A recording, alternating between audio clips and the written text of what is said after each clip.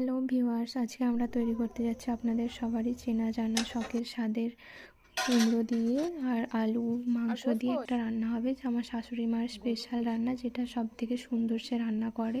তো সেই জন্য আজকে আমরা ভিডিওর মাধ্যমে আপনাদেরকে সেটা দেখাচ্ছি। প্রথমে আমরা হাঁড়িতে একটু তেল নিয়ে নেব, সেটা গরম করা হয়ে গেলে আমরা আগে থেকে কেটে রাখা একটু পেঁয়াজ নিয়ে নেবো, যতটা লাগবে সেই পরিমাণ আমরা পেঁয়াজ নিয়ে নেব। দেন পেঁয়াজটা যখন লাল হয়ে যাবে, আস্তে আস্তে নেড়ে নেড়ে যখন লাল হয়ে যাবে, তখন আমরা আগে থেকে জাল করা মাংসটা দিয়ে নেব। হালকা লাল হয়ে যাওয়ার পর তার সাথে অনেকক্ষণ ধরে নেড়ে নেড়ে আগে থেকে পেস্ট করে রাখা আদা রসুন পরিমাণ মতো সেটা আমরা দিয়ে দেবো। দেন একসাথে নাড়বো, তারপর নেড়ে নেড়ে আস্তে আস্তে তারপর হালকা করে মশলা দিতে থাকবো। দেন যেমন দেওয়া হলো প্রথমে লবণ দেওয়া হলো, তারপর দেওয়া হচ্ছে এখন শুকনো লঙ্কা গুঁড়ো, দেন হলুদ গুঁড়ো, তারপর এটা দিয়ে একটুখানি হালকা জল দিয়ে আমরা ভালো করে নেড়ে নেবো সেটাকে।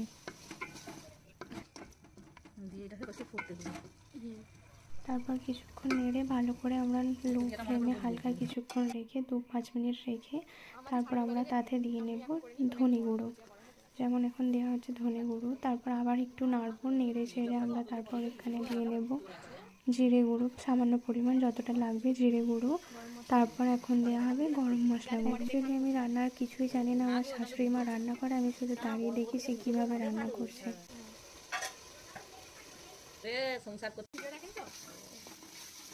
আবার কিছুক্ষণ রেখে সেটাকে জাল করে রাখলো। দেন তারপর দেওয়া হবে এখানে আলু, যেটা আগে থেকে ভেজে রেখেছিল, সেই আলুটা দিয়ে অনেকক্ষণ ধরে নাড়তে হবে, একটু পানি দিয়ে হালকা, যাতে মশলাগুলো আলুতেও লাগে।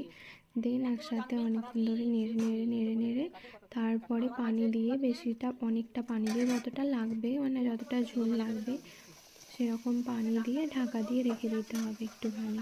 তারপর অনেকক্ষণ ওটা ফোটার পরে দিয়ে 3-4 মিনিট ফুটতে দেওয়া হবে। তারপর আমরা কুমড়োটা দিয়ে নেব।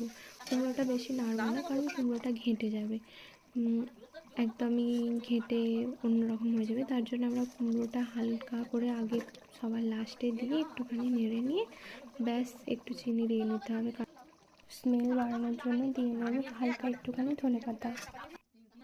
দেখুন আমাদের কিচেনের অবস্থা, আর দেখুন আমাদের তরকারিটা কত সুন্দর হয়েছে, একটা গ্রেভিটা মারাত্মক হয়েছে, মানে দেখেই জিভে জল আসার মতো, কত সুন্দরভাবে রেডি হয়েছে তরকারিটা, মানে একদম মাইন্ড ব্লোয়িং।